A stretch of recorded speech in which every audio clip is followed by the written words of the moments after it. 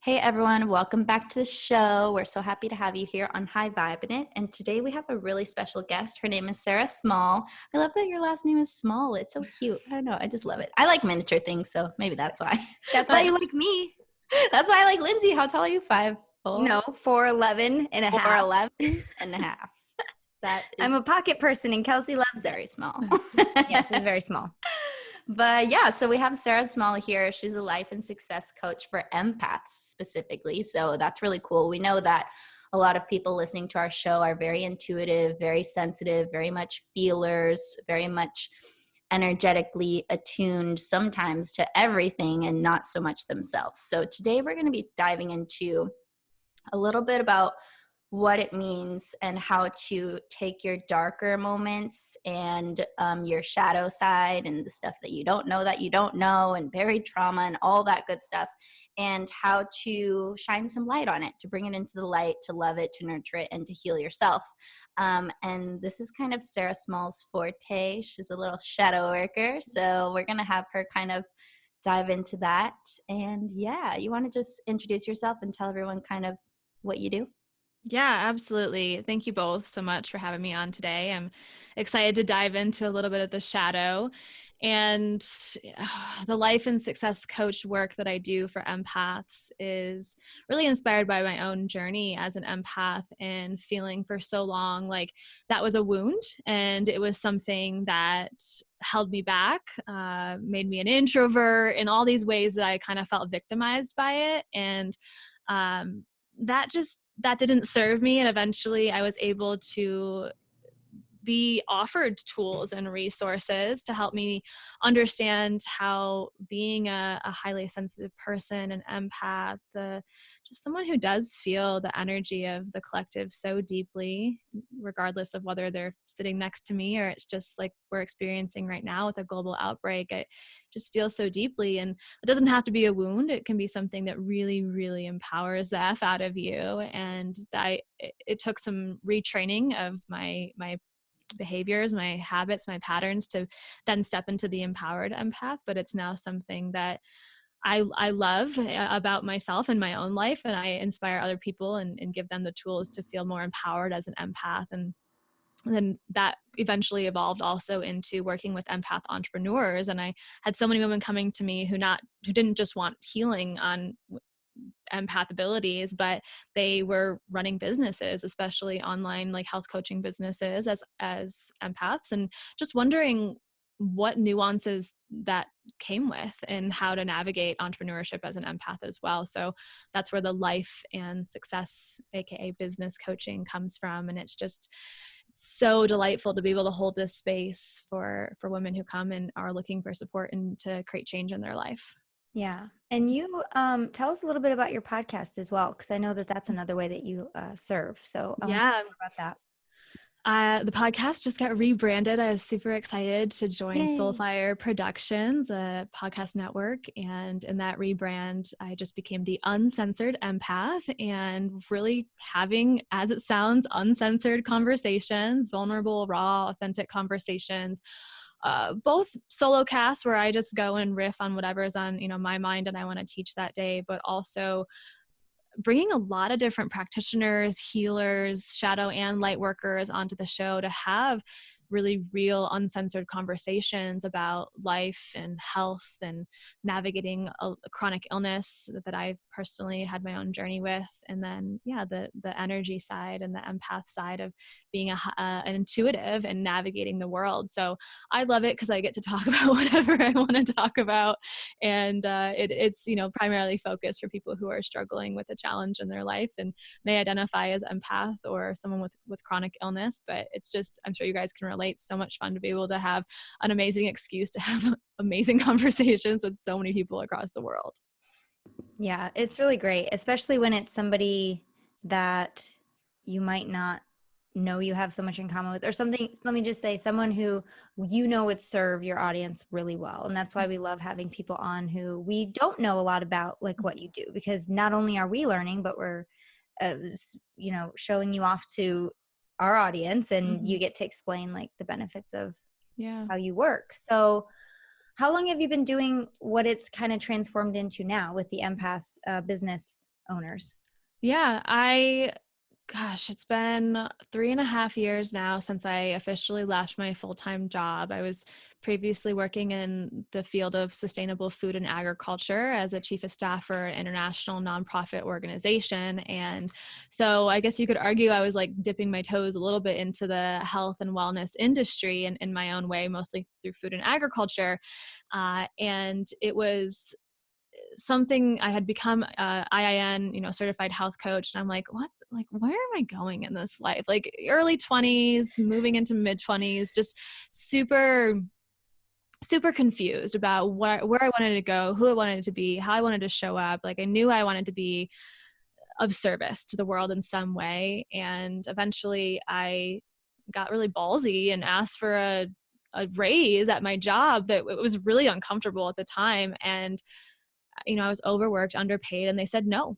And so it was that moment that I just kind of went, okay, so am I going to like be okay with that? Or am I going to stand up for my worth and my value and what I know how I have to offer the world?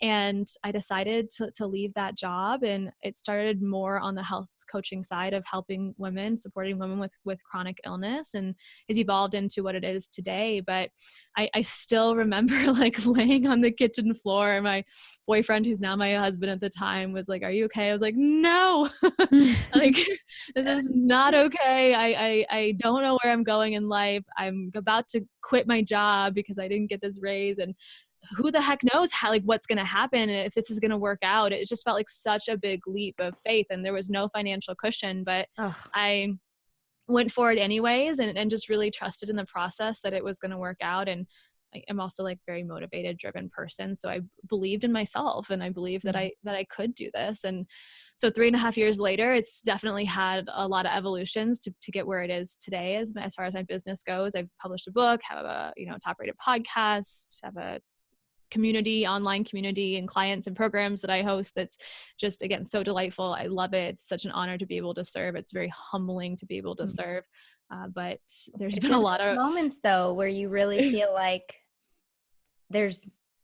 it's like between a rock and a hard place almost, like you just feel like something has to give, is usually right before the amazing thing happens. Yeah.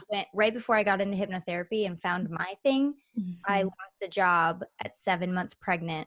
And my husband at the time was a waiter. And I was like, what are we going to do? Like, we don't have a plan. And we really had to figure it out. And in those moments where you are feeling motivated by what seems like life or death at the time, for me, it was a way to be like, well, what do I really want? And I think that's a question that everybody should ask themselves, as you did. What am I getting out of this? Like, what do I want for my life? And then you just kind of figure it out. But you have to take those seemingly hard steps in order to figure it out. So I felt a lot of resonance when you were talking about that. I was like, I know that feeling when you said laying on your kitchen floor, like, what am I going to do? Not okay. But very soon after I was, and as it sounds like so were you. So that's really good. I love that story. Hopefully people out there can relate. I'm pretty sure they can, because I think we've all been there. Do you have an example of that, Kels? I have like a billion examples. I mean, moving when you did was one of those, I think. I mean, I've definitely had my days where I lay on the floor and cry for a long time. Like, that's a necessity when you're like on a forward trajectory that's really fast and you're a soul who craves a lot of growth. You're gonna go through intense emotional roller coaster situations, and that's like super normal, especially for everyone listening that identifies as an empath or a sensitive person. Just try not to judge yourself during those moments, because we all have them, and the friction is almost unnecessary. I don't want to say a necessary evil, because it's not evil. It's not like out to get you. It's a necessity, though. It's part of the process. So you just have to respect the process and know that it's not going to be you in that state forever, because nothing lasts forever. And that brings me to my next point, where I want to kind of just dive straight into like shadow. Let's define it. Let's decode it. Let's demystify it, because I feel like the word shadow has very negative connotation, and it's kind of a buzzword in the self-empowerment space right now, because people are really embracing their shadow more and learning how to do shadow work.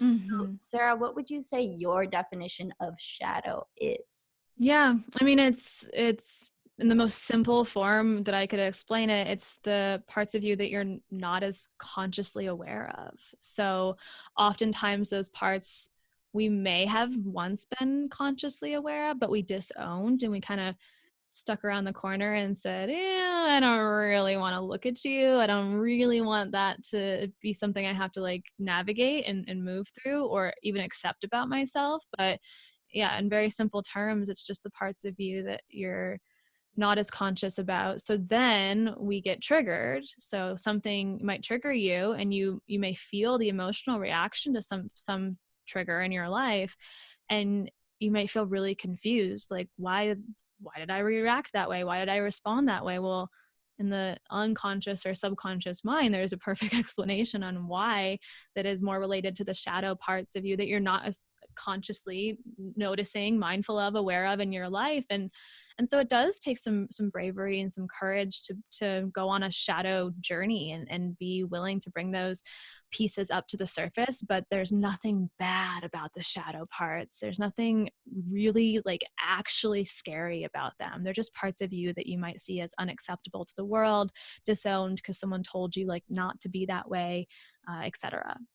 Yeah, I think that's a really beautiful explanation of what it is. And just to elaborate on it, like a lot of times I think people are scared of their shadow because that's where a lot of their darker trauma or unhealed things go to just dwell until you come and nurture them and love them back into the light. So we're not saying that light is better than shadow or shadow is better than light, because they're both necessary parts of our journey and they have equal value. They're just a little bit different. So thanks for that super awesome explanation. What are some of the ways, like the most common ways that you would define like shadow work? Like if you're like, I'm going to sit down and do shadow work for an hour, like what are some of the things that would entail?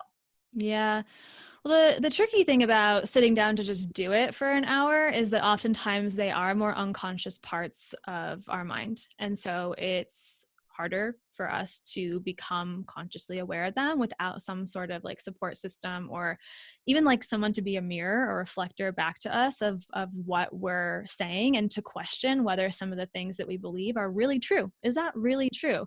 Or is that a limiting belief? And so one of my favorite ways to do the shadow work is to, another very popular buzzword right now, is to look at limiting beliefs and question them, and ask empowering questions around the rules that we've created in our life, the rules we've created for ourselves, for other people, for what relationships are supposed to be like, etc. And to really take a step back and start to be curious, to be really, really curious, deeply curious about what's showing up in our reality and why some of those things are showing up in our reality.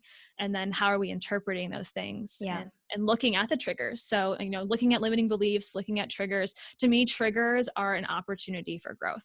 Triggers are one of the best teachers.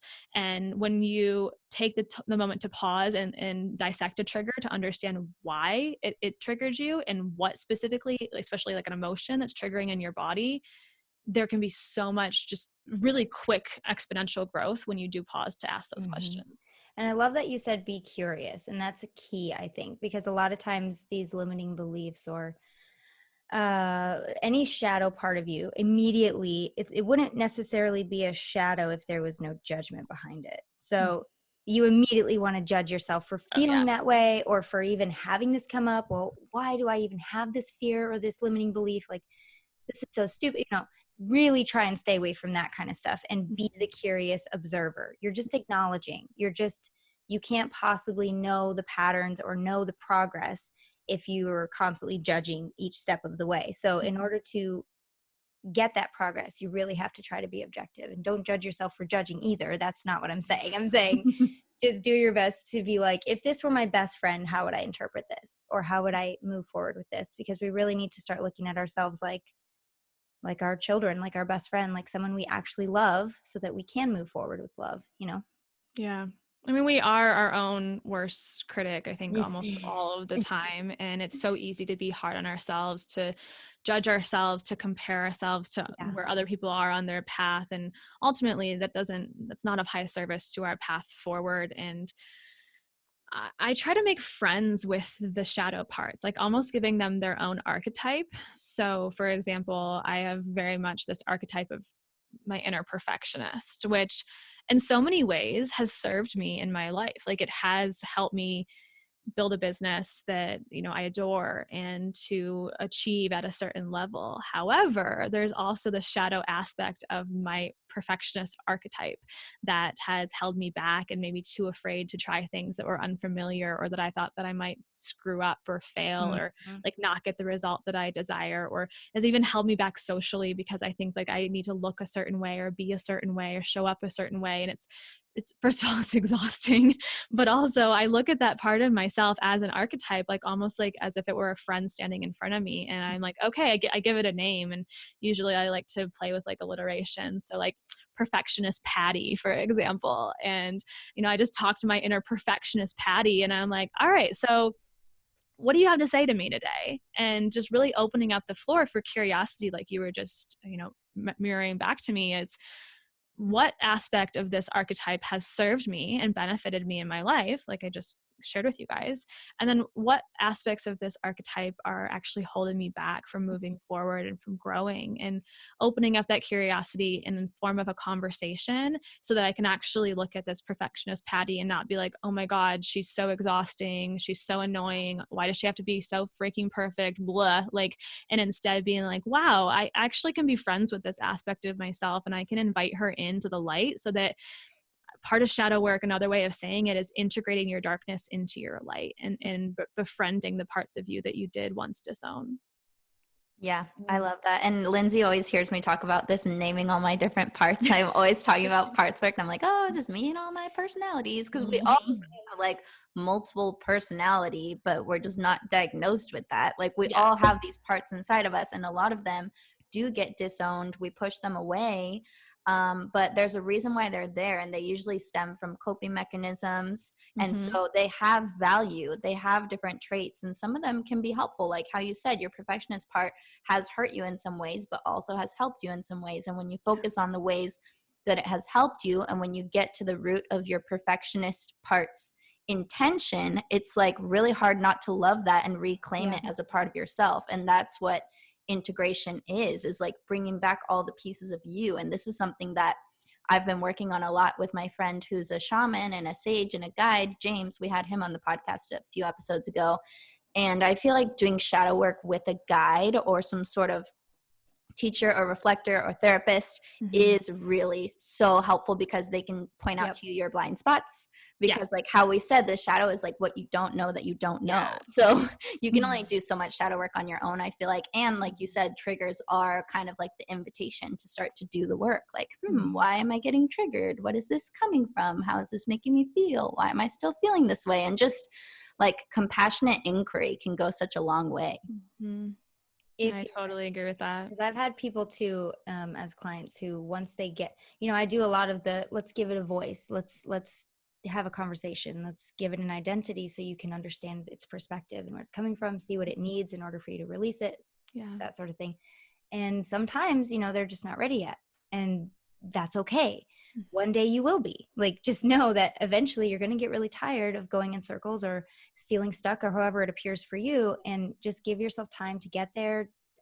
Forcing it's not helping anyone either, but just know that we all have a path. And if you decide that maybe I'm just ready to move on, maybe I just don't want to have to feel like this, like all these parts are separate from me. I want to start feeling whole in myself again. And that's a great way to start, is really looking at those parts you've been afraid to look at.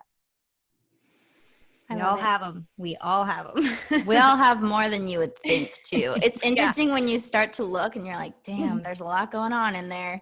A lot of different personalities at play here. Man, yeah, we are amazing creatures, aren't we? Many different aspects. I think it would be funny, like, if one day I hosted a party with all my super conscious friends and I'd be like, everyone dress up as like one of your aspects, and you could like dress up as your perfectionist part, or like your overachiever part, or like your traumatized inner child, or like whatever it is. Wouldn't that be funny? And then we all just like go around and talk about like, oh, I'm working on this. You got to play the role of that part during the party. You can only channel that part. No, that would be interesting. I feel like I play the perfectionist part all day, every day anyway. So it would be like, I just show up as myself. Don't I? I totally That's a dominant one for you. It is definitely. I just ask my husband. He knows. He knows very well. let's talk about how one of the key questions that you submitted for us to talk about, and I love this question, is how, in your experience, your work, your life, how do you think how does physical body hold emotional trauma? So in what ways, in your experience, or things that you've witnessed with clients, when has this occurred, and why do you think that happens? Because this would be a juicy combo. Yeah, totally. So, gosh, I've seen this endless number of times. I can definitely give some specific examples of both myself and women in my community. But to get to the heart of also why I believe this happens, and also why some of science and research just starting to show us this happens, is by studying the layers of the subtle energy body, and more specifically the 5 koshas. And within our energy body, we hold the energy of the chakra system and our 7 main chakras. And we know that the energy of the chakra dictates the shape and behavior of the physical body. And so energetically, what you're picking up and what you're absorbing, what you're believing about the world, shows up in the physical body. And then we have another layer of the koshas.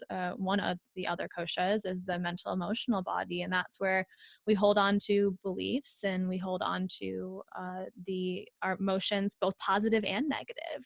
And we can see how that is those layers, and I'm getting very energetic here, but this is what I teach on, is so within those 5 layers of the koshas, the first layer is the only one we can see with our 3D eye as the human physical body. All the other ones are pure manifesting energy, pure manifesting energy, meaning what happens in those layers manifests on the 3D physical level. And so when we see what's happening in those other layers, we can start to mold and modify what's happening in those layers to be able to heal what's actually happening on a physical level, versus just treating a symptom in its localized spot. We love BetterHelp. It's a really amazing online resource, and I would say it's so timely right now during this pandemic. An online resource for you to connect with therapists and counselors. So if there's something that's been interfering with your happiness or preventing you from achieving your goals, a therapist or a counselor can be really helpful and really beneficial, especially at this time. BetterHelp assesses your needs to match you with your own licensed professional therapist, and you can start communicating with them in under 24 hours. Keep in mind, this is not a crisis line. It's a professional counseling service that's done securely online. There's a broad range of experts and people that have different specialties, so they'll match you up with the right one. You can log into your account at any time and send messages to your counselor. It's a really great tool. I used this a while back when I was healing from a really, really harsh breakup after a super toxic relationship, and it was just invaluable to have someone in my corner explaining, this is what you went through. It's totally normal that you're feeling how you're feeling. This is how you can move forward. Let's hold space for what you went through. And I just have nothing but good things to say about it. So Yeah. if you want to see more testimonials from other people, you can go to betterhelp.com/reviews, but definitely visit BetterHelp, that's HELP, and join over 800,000 people taking charge of their mental health with the help of an experienced professional. And for you guys, we have a special offer, of course. Hi, Vibin It listeners, get 10% off your first month at betterhelp.com/Vibin. And I do want to point out that this is already way more affordable than regular therapy, and you can do it in your PJs. You can do it in your PJs. And you can do it in quarantine because you don't have to go anywhere. Yeah. There might be even a bigger demand for this kind of stuff. I think so. With all the vibes going around right now, you know? I feel like this time has just really put a flame under whatever unhealed emotions were happening already inside of you, and now it's just been brought to the surface in a very extreme way. So if you want help processing, definitely go to BetterHelp and use that service because it's really, really awesome. BetterHelp.com/VIBIN for 10% off your first month. Yeah. So, for example, I have a sore back. And so I could, go get a massage, or I could, put some cream or ointment or even like an essential oil on that spot. And of course I'd probably get some short-term relief, because those are great modalities. Those are great tools. But if the root of my back pain is actually emotional, then I'm not actually going to see that physical pain on my back dissipate until I address the root of the issue. So of course there are still physical roots of issues. I mean, I myself with chronic illness have dealt with things like parasite infections that aren't going to go away by me changing my emotions or my mood, but it needed to be addressed on a physical level. But a lot of the people who have been to, literally dozens of doctors, or are struggling, especially with chronic pain, chronic illness, and not finding clear answers, I would highly recommend that they start to get curious around beyond the physical body and look at more of the spiritual, energetic, emotional body to see how things that are happening on those planes are manifesting on the physical level. And so an example of that, clients, I have so many clients that come to me with Hashimoto's, which is a thyroid autoimmune condition where there's an imbalance in the thyroid, and the thyroid begins to attack itself. And so, or the body begins to attack the thyroid. And what I see in especially women with Hashimoto's, and I would also expand this to anyone with a thyroid even imbalance, it just is more drastic and like full-blown Hashimoto's disease, is the thyroid is at the base of your throat, which is also the location of your throat chakra. And we see within the energy and characteristics of the throat chakra, the ability to speak our truth and to be able to vocalize and communicate. And so many women who have thyroid conditions also identify as people pleasers, people who are out there to, try and make the world happy with the best, greatest intentions, but at the detriment of themselves and their health, their physical health. They're always giving before they're taking or receiving in their life. And so both people pleasers show up as far as thyroid issues go. And then another main theme I see within the thyroid is the fear of being seen, the fear of speaking the truth, the fear of speaking up, the fear of, like I experienced, asking for that raise when I eventually ended up quitting my job, of like asking for what I inside know I'm worth, but I'm still scared shitless to actually ask for in real life. And so I see that show up all the time in women with thyroid issues. Me personally, I saw it a lot and still see it a bit in my liver. And so I, for many years, struggled with cystic acne. I still have an autoimmune condition called vitiligo, which shows up for me, it shows up in my face, which is a loss of pigmentation with melasma, hyperpigmentation. I still get some breakouts. But what I noticed was that in traditional Chinese medicine, the liver is associated with anger. Well, the skin is the largest detox organ as far as like surface area goes. And when your liver, another detox organ, is unable to like flush toxins out of your body, your skin is going to naturally start to help the body out. Like body's never against you. It's always working towards you. And so I saw myself with these I was mortified. I would not want to be social. I was like hiding my face from the world because of the state of my skin. And what I didn't realize was it wasn't something I was eating. It wasn't the skin cream I was using or not using, or whatever new skincare facial that I was or was not getting. It was that I was effing angry. And so I had so much anger that I had suppressed, and I would never had like described myself as an angry person.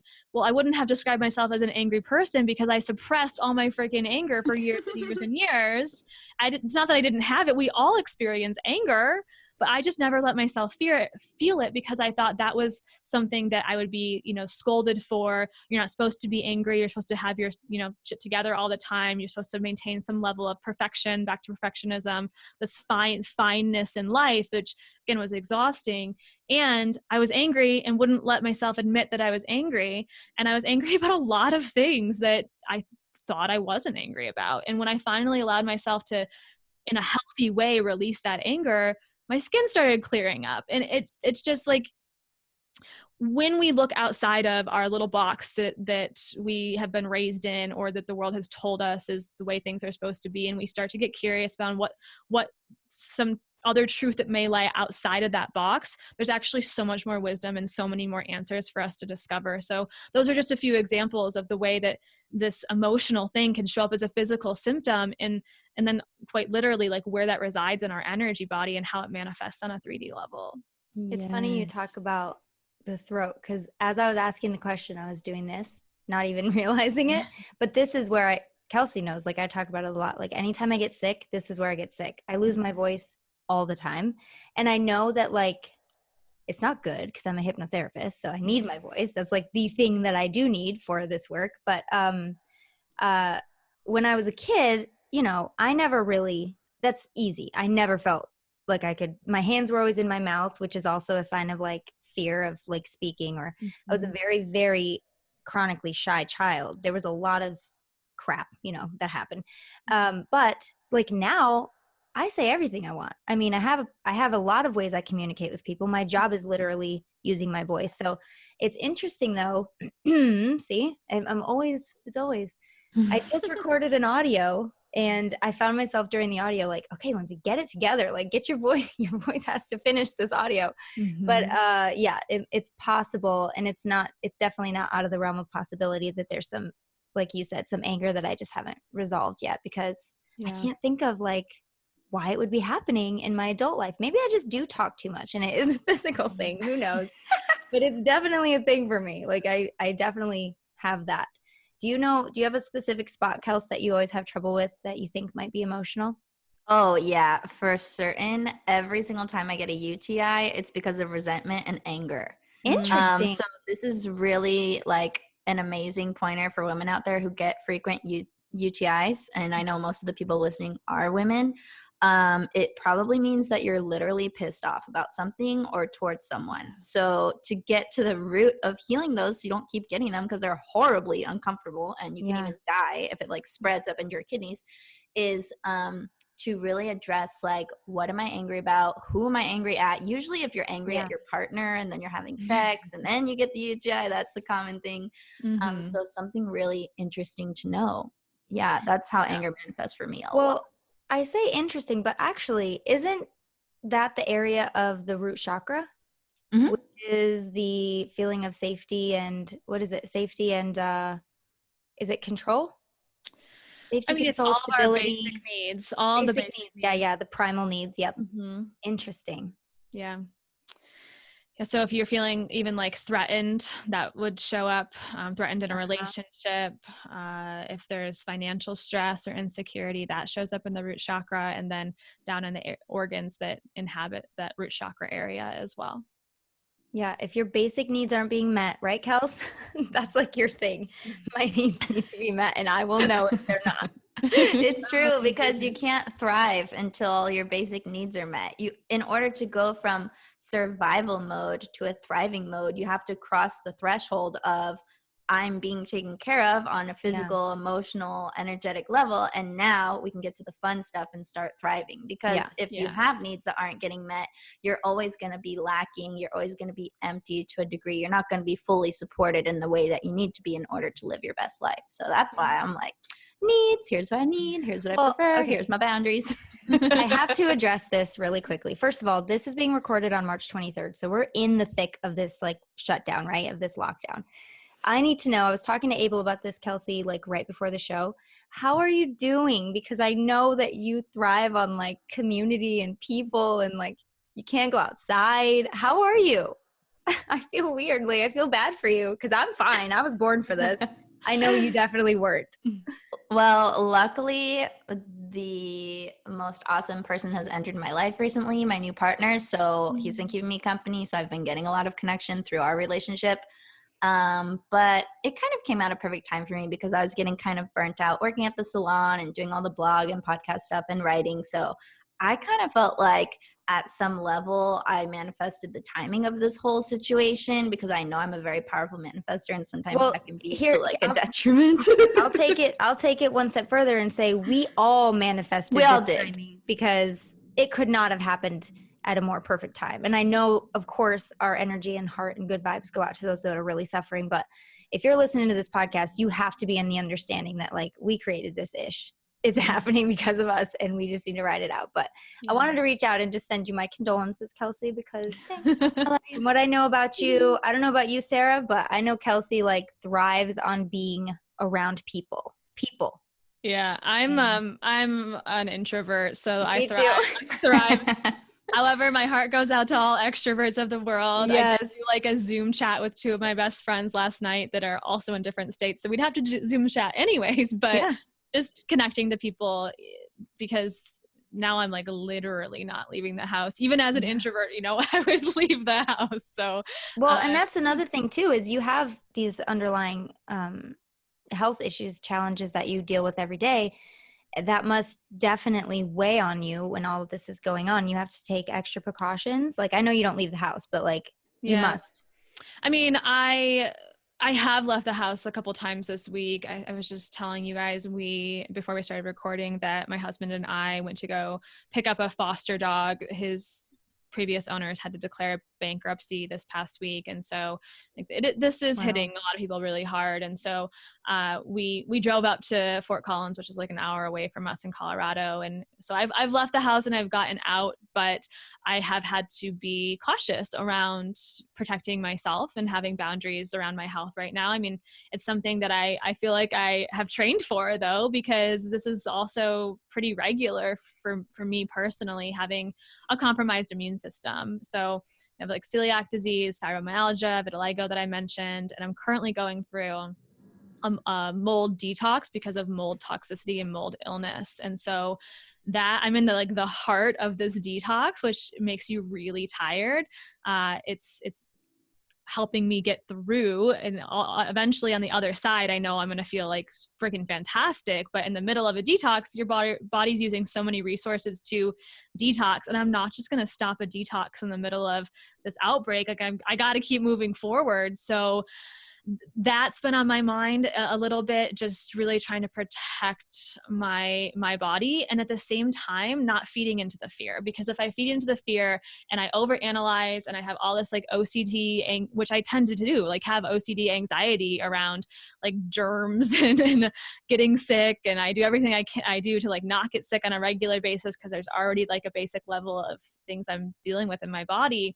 But I also know that the fear and panic compromise the immune system. We know that to be true. Stress compromises the immune system. And so while I'm being cautious, my husband's a police officer and he still has to go into work every day. Yeah. So he's coming home after touching who knows how many people. And I just have to I have to release control. To me, this has been a really beautiful lesson in releasing control and realizing that what I have is enough. I don't need to hoard more toilet paper or anything from the grocery store. We have not personally partaken in any of those behaviors because they feel fear-based and they feel greedy, honestly. And so it's just something that we've had to I've had to really sit in the discomfort, because it hasn't necessarily been easy, but I've had to sit in this discomfort of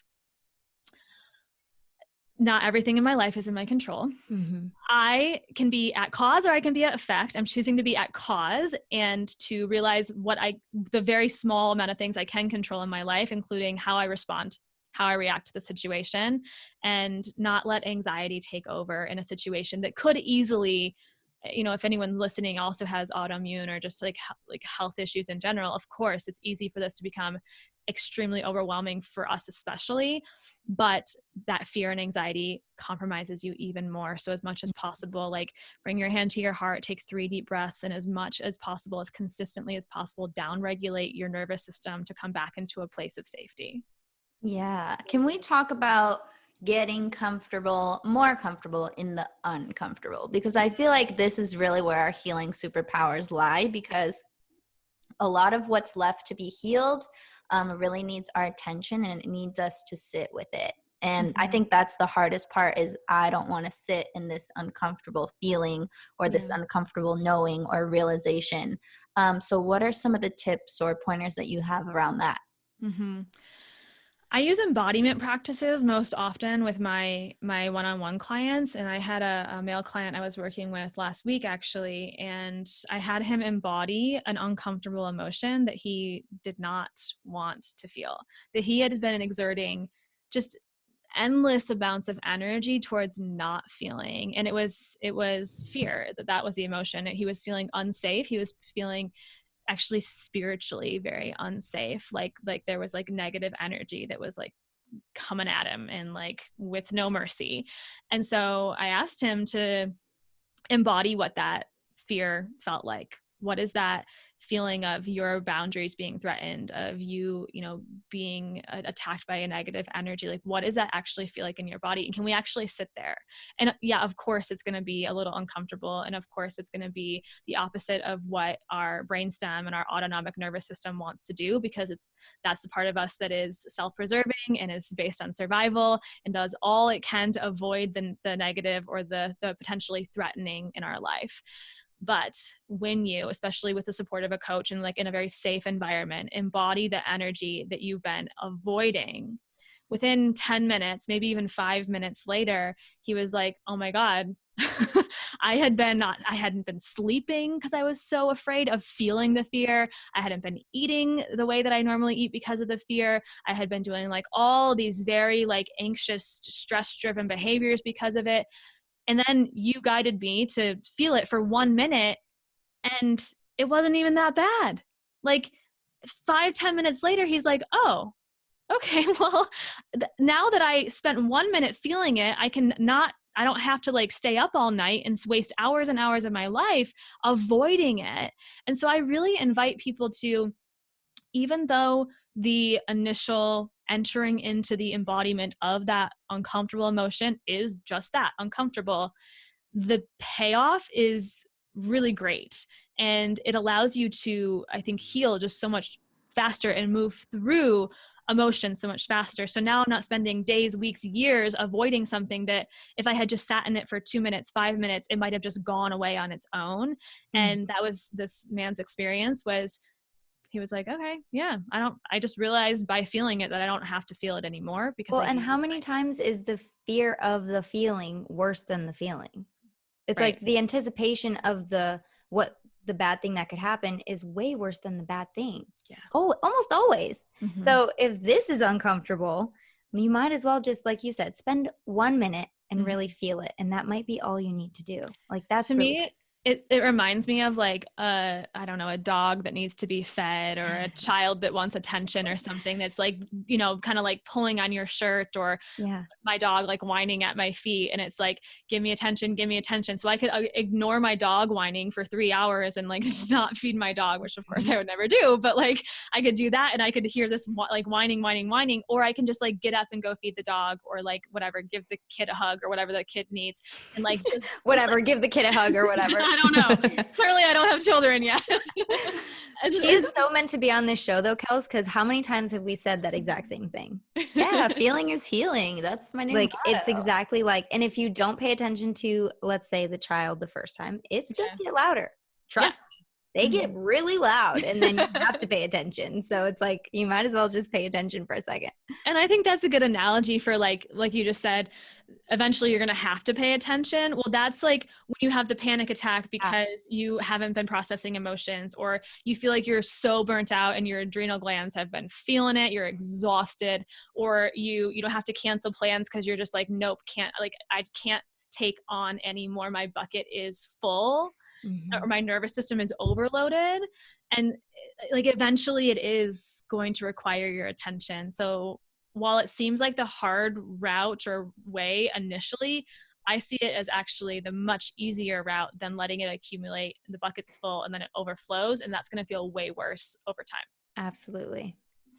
Wow, such good advice. Yeah, I'm really just like processing all this and resonating with it. Like, shaking my head over here. I think too, like, because I've been really doing a lot of this work with getting more comfortable in the space of uncomfortability and feeling those emotions that just make you want to like squirm out of your body and like escape.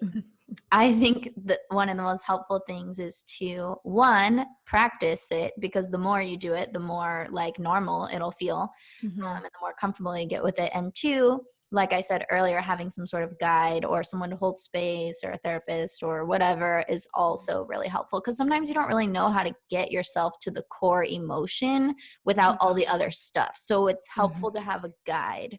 Oh, and a book that I wanted to recommend. Have either of you guys read? It's by Matt Kahn. It's called Loving Whatever Arises. I've heard of it. I haven't read it though. I have a few of his other books, but I haven't read that one. However, he is a magical human being. Yes, you will love that book, because he literally goes through the process of, opening up and relaxing your body, inviting the emotion in, giving it presence, giving it unconditional love, and then you find resolution in just doing that. And it's a really simple, really, really profound practice. So anyone who wants to learn how to hold space for their emotions more, I would definitely go check out that book. That just reminded me as well, when we were talking more about the shadow and being able to find and feel the triggers in our life and then understand what the trigger's message is, like why it's triggering. Another great resource is Dark Side of the Light Chasers by Debbie Ford. And I recommend that book to like every single one of my one-on-one clients to go through, because there's exercises in that book that will guide you through looking at your shadow in a safe way that, yeah, it might be a little edgy from time to time, but allows you to do it in the, you know, the comfort of your journal or in your own space to be able to bring that to the surface. And speaking of books, you have an offer for our audience. Is that right? A signed copy of your book. Tell us about that. Yes, ma'am. So I would love to invite you guys to get 21 Days of Healing, my first book. I published this past November 2019, and it goes through 21 different healing exercises that are really easy to implement. And one of my missions and goals in everything I create is to do it in a really supportive, safe, nurturing way that is, you know, like trauma informed. And the 21 Days of Healing takes, I mean, really, I think anyone could benefit from this book, especially if you're open to more energetic practices and if you have any emotional inflammation in your life at all. I wrote it with the woman with chronic illness in mind, so there's definitely some language in there around that. But the 21 different exercises, if you commit to it and you do one a day, can completely transform, especially your emotional energy. And that's available on my website. I'd love to sign a copy for you guys. So it's available on Amazon anytime. But if you go to my website, autoimmunetribe.com, there is a tab that says book. And there's an opportunity for you guys to get a signed copy. I'd love to just write your listeners a little love letter. So that's amazing. Check it out there. And tell us again where people can find out more about you if they want to work with you or just read more about your story. Where can they do that? Yeah, absolutely. So I'm in the middle of a little bit of a rebrand right now, but if you guys search the Uncensored Empath, you guys can find me. That's my podcast. It's about to be my new domain name and about to be my Instagram handle. So I'm just going to put that out there at the Uncensored Empath.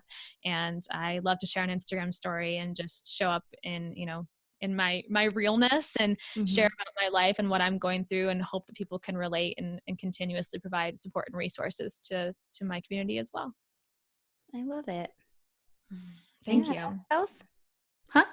Anything else? Are we good? No, I think we should just continue this conversation over on the Patreon. Yeah. If you guys are interested in hearing more from our lovely Sarah, then go over to patreon.com/highvibe. Every week we post extended episodes over there via video form, so you can actually watch the interview instead of just listen, which is fun. So we'll see you guys over there. And Sarah, thanks so much for being here. Thanks for all your wisdom Sarah. And love and understanding and sharing your great vibes with everyone. Thanks for having me. Appreciate it.